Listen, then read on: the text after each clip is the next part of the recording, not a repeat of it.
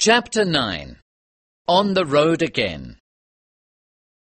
When Kim first saw the Lama in front of the temple, he fell to the Lama's feet. You paid for my school and food for 3 years. I have completed my studies and now I have come to you. You are no longer a child. You are now a man, said the Lama. I was right to leave you with those men with guns. Kim and the Lama talked about their first journey together for some time.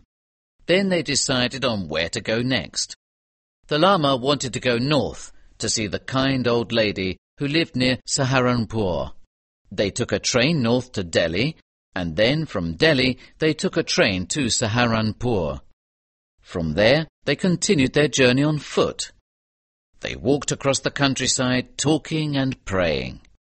Each evening they received hospitality in a different village.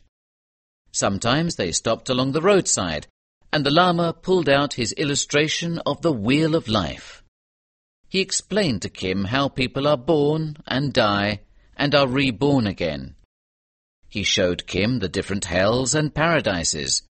Sometimes people stopped and threw flowers on the Lama's drawing as a sign of respect and devotion. One day, a servant of the old lady found them. This was not difficult. There were no other red Lamas travelling about the countryside. The old lady wants to see you again, said the servant. She needs more charms for her grandchild. He always becomes sick after eating too many mangoes. Oh yes, said the Lama. I remember now. He had forgotten their destination. I often stayed with her when you were in school. She talks too much, but she is a very good woman. I do not like giving charms, but for her, I can. Kim, the Lama, and the servant then walked 11 miles to the house of the old lady. She was very happy when she saw Kim and the Lama. She talked to them from the window of her house.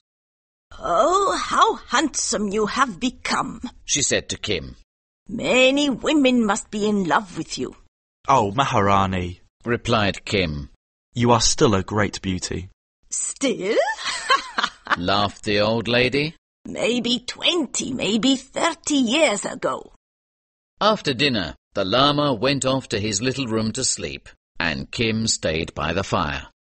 "I hope," said the old lady, "tomorrow the Lama will make me a charm for my grandchild. He can also give me his opinion of the drugs of my new doctor."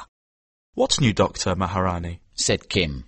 "Oh, he is very good. He is a Bengali.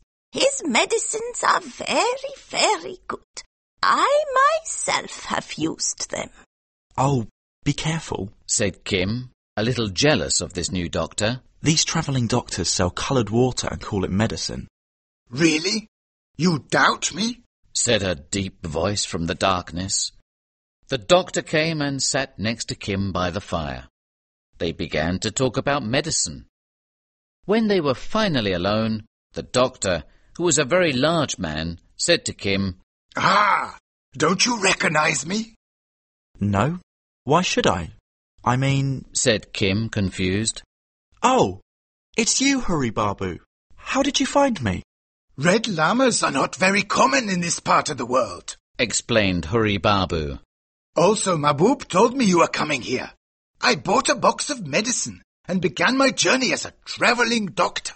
I really am a good doctor, though. But there is an important mission for us, Mr. O'Hara. What is it? I hoped to play the great game soon, said Kim. Very soon, began Hurry Babu. Do you remember the White Stallion? Yes, Kim replied. There were 5 kings who prepared a war against the British 3 years ago. I brought a message from Mahbub to Colonel Creighton.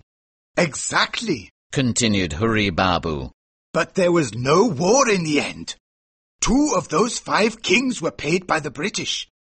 They said they would protect the north.